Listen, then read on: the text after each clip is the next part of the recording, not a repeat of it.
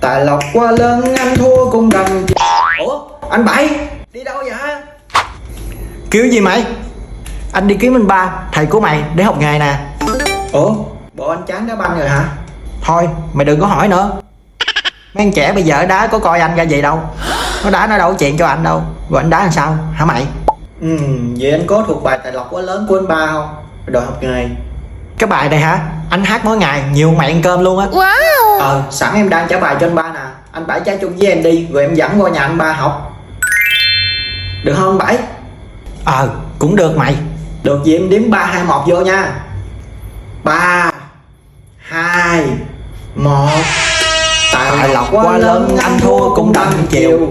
Ngục tù tối tăm đánh mắt tù thành xuân.